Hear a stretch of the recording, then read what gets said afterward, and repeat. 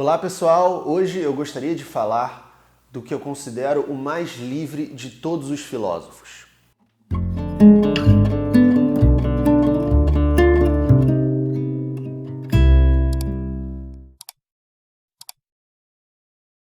Meu nome é Matheus Benites, aqui no meu canal do YouTube, você já sabe, eu trago filosofia e cultura até você com qualidade, profundidade e leveza. Se você é novo ou nova por aqui, já se inscreva, deixa sua curtida e ative o sino para receber os vídeos futuros. Eu estou falando de Diógenes de Sinope, um cínico. A etimologia do nome Diógenes é aquele que vem de Deus. A sua famosa escola filosófica, que não é exatamente uma escola nos mesmos termos da Academia de Platão ou do Liceu de Aristóteles, porque é uma filosofia diferente, é uma filosofia de uma liberdade radical.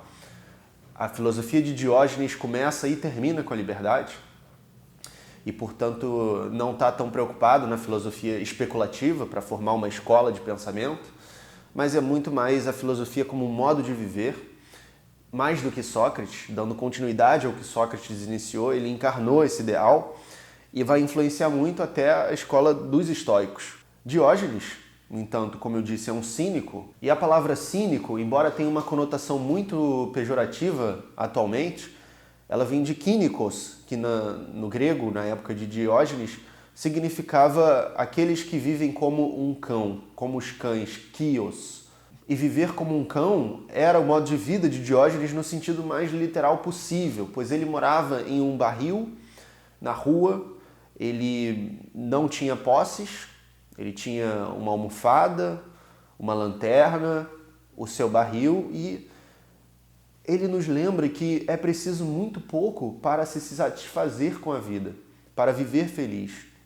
E aí a gente tem várias anedotas. Pouco se chegou até nós da obra de Diógenes, mas que ele escreveu de fato livros, mas o que a gente tem acesso por meio de outro Diógenes, o Diógenes Laércio, que foi um grande compilador do pensamento antigo, já na antiguidade, e outras fontes, nos contam várias anedotas, sendo entre elas a mais famosa, a que Alexandre o Grande teria abordado Diógenes, o grande conquistador, o homem mais importante e poderoso do seu tempo, teria ouvido falar de Diógenes. Ele foi até o barril e falou para Diógenes: o que você quiser eu te dou. Aí Diógenes só pede para que ele dê licença, pois estava atrapalhando o sol que ele estava recebendo no rosto, que era uma das coisas que consistiam na sua felicidade. Então, Diógenes ele se coloca acima das expectativas e das imposições sociais. Ele não segue os costumes esperados de um homem, ele demole a imagem do grego nobre e sereno que existia na polis, porque no seu tempo já é o período helenístico, é o período de Alexandre o Grande, do domínio macedônio da Grécia, em que os gregos eles ficaram totalmente desmoralizados, uma vez que a sua felicidade girava em torno da polis, das cidades-estados, da liberdade e democracia grega, que acabou com a chegada do Império Macedônio, misturando vários povos que eles consideravam bárbaros junto com a cultura grega. Então a cultura deixa de ser uma cultura helenística, deixa de ser uma cultura helênica e passa a ser uma cultura helenística. Essa questão da vida boa do grego está associada à cidade-estado, a polis é tão inerente que ela volta lá na mitologia, com a história, por exemplo, de Ulisses, que se recusa até a ficar com a deusa Calipso, que lhe promete eternidade, juventude, imortalidade, na sua ilha, para poder voltar para Ítaca, que é a sua vida, estão os seus amigos, os seus familiares. Então, a vida boa é a vida no seu lugar de origem, na sua cidade-estado. E o exílio para os gregos era uma pena, em muitos sentidos, pior até do que a morte. Então, nesse contexto, a filosofia se voltou para uma busca de redenção interior, já que o exterior estava totalmente impossibilitado. E aí que vai surgir o cinismo, o epicurismo, o estoicismo, que eu falo sobre tudo isso aqui no canal, mas Diógenes vai ser uma figura exemplar para esses filósofos, essas escolas e, sobretudo, também para a posteridade como um símbolo da liberdade moral do ser humano frente os costumes e a tirania invisível da sociedade, né? A opressão da sociedade, digamos assim. Por sinal, ali está ele, ó, ali no cantinho do quadro, embaixo do Aristóteles, jogado no degrau.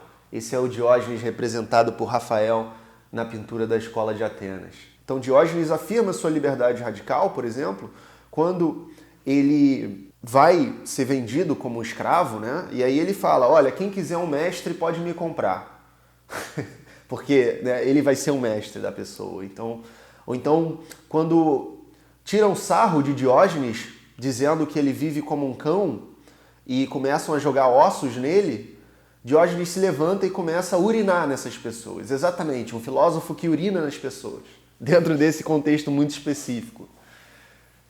Não deixando de ser como um cão, mas saindo por cima deles, afirmando a sua liberdade, a sua autonomia moral. Ou então, quando Diógenes vai falar com estátuas, pois ele quer se acostumar com a rejeição.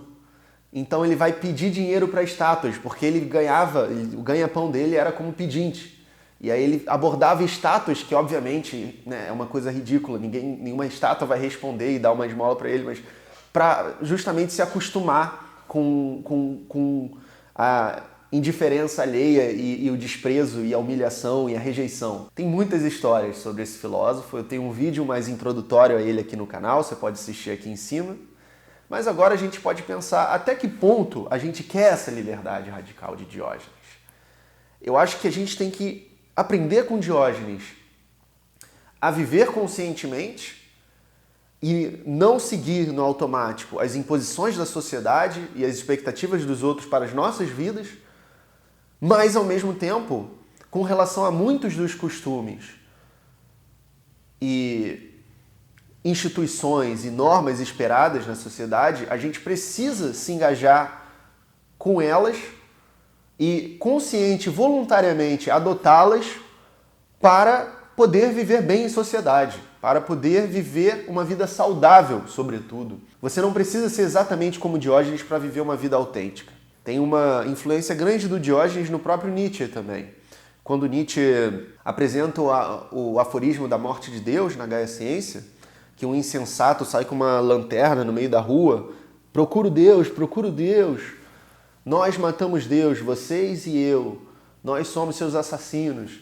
Ele está se inspirando em Diógenes, que conta-se que Diógenes certa vez pegou uma lanterna e saiu no meio da rua falando, procura um homem, mas ele não encontrava nenhum homem no meio daquela multidão de homens, mas não eram homens autênticos, que viviam consciente e livremente. Então, Diógenes ele se coloca como o seu próprio nome diz, né? Como uma figura divina em alguma medida, como um deus entre os homens, pois é próprio dos deuses não precisarem de nada. E é próprio dos homens que são quase como deuses precisarem de muito pouco. Muito obrigado e até o próximo vídeo.